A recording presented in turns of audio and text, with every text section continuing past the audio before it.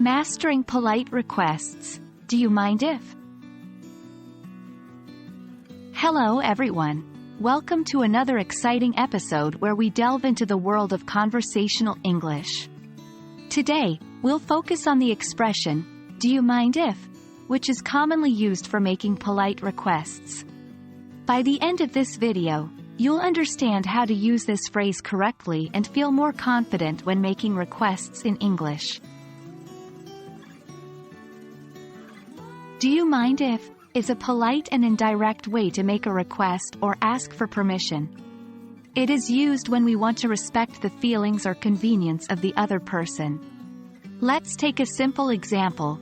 Do you mind if I open the window? The person asking this question is seeking permission to open the window, but in a polite and considerate way. Now that we've understood how to use, "Do you mind if?" it's equally important to know how to respond. The general rule is if you are okay with the request, you say, "No, not at all," or, "No, please go ahead."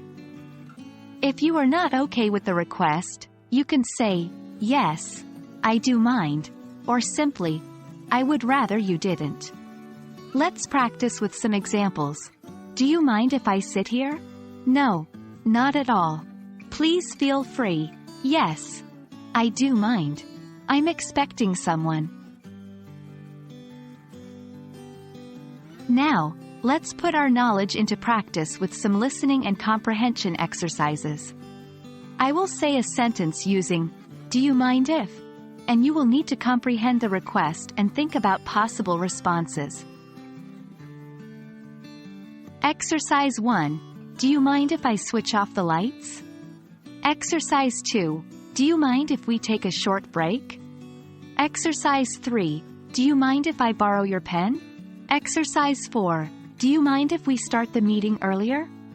Take your time to understand the request being made and formulate your responses.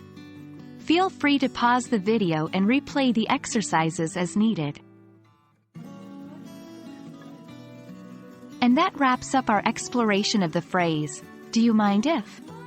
Remember, this is a wonderful phrase to use when you want to make polite requests or seek permission. Keep practicing the listening and comprehension exercises, as they are key to mastering this phrase.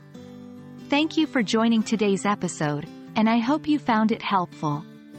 Don't forget, every step you take brings you closer to mastering the English language. Happy learning!